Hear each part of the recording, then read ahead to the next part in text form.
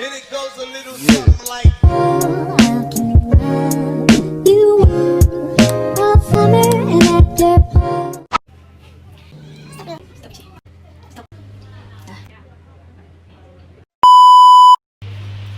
Assalamualaikum, saya Angela Widya Pratama, NIM 1803442.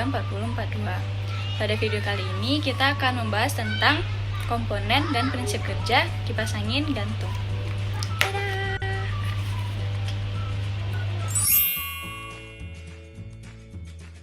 Kipas angin merupakan suatu alat elektronik yang sangat berguna bagi masyarakat Indonesia, terlebih lagi di saat musim kemarau. Karena pada musim kemarau, udara sangat terasa panas dan tubuh kita lebih cepat berkeringat. Dengan menggunakan kipas angin, kita lebih menghemat listrik dibandingkan dengan menggunakan AC. Nah, apakah teman-teman tahu apa itu kipas angin? Kipas angin adalah alat yang digunakan untuk menghasilkan angin guna mendinginkan udara serta memberikan efek menyegarkan di saat udara terasa panas. Selain itu, kipas angin juga dapat bertindak sebagai alat pengering. Nah, teman-teman, terdapat beberapa jenis kipas angin. Yang pertama, ada kipas angin dinding, di mana kipas angin ini biasanya ditempel permanen pada dinding. Yang kedua, kipas angin gantung. Biasanya kipas angin ini digantung permanen pada langit-langit rumah atau bangunan tempat kita tinggal. Tiga, ada kipas angin berdiri. Yang keempat, ada kipas angin duduk. Yang kelima, kipas angin mini. Biasanya kipas angin mini ini sangat mudah kita bawa-bawa kemana-mana karena ukurannya yang mini. Yang keenam, ada kipas angin multifungsi, di mana kipas angin pada model ini bisa digunakan seperti kipas angin duduk, berdiri, atau menempel. Ada kipas angin plus AC, di mana kipas angin ini biasanya lebih mahal. Terakhir, ada kipas angin tanpa baling-baling. Kipas angin tanpa baling-baling ini biasanya lebih aman kita gunakan jika memiliki anak kecil di rumah. Nah, teman-teman, dari sekian banyak jenis-jenis kipas angin yang sudah kita sebutkan tadi, pada kali ini kita akan fokus pada prinsip kerja kipas angin gantung kecil.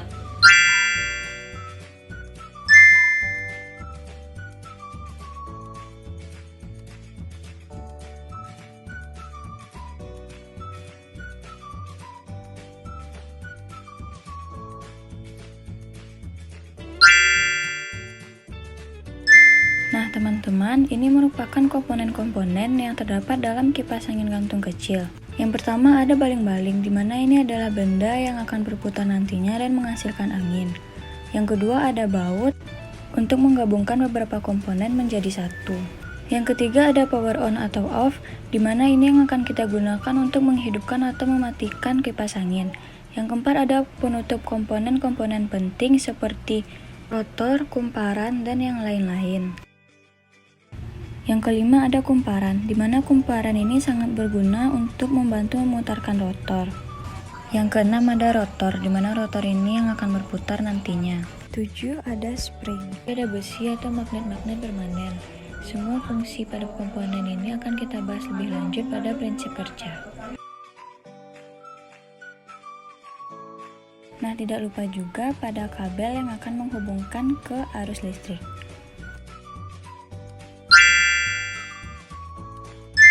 Kipas gantung kecil ini mempunyai kekhasannya tersendiri. Ia berbeda dengan model-model kipas yang lain. Meskipun bekerja dengan tegangan AC 220 volt, namun kipas ini tidak menerapkan sistem kumparan start and run, di mana selalu disertai dengan sebuah kondensator. Kipas ini juga tidak menerapkan sistem kumparan tanpa kondensator start, sebagaimana banyak diterapkan pada kipas-kipas angin besar yang biasa dipasang di langit-langit ruangan. Lihatlah pada bagian. Kipas ini menerapkan sistem magnet permanen. Ia mempunyai magnet-magnet kecil di dalamnya.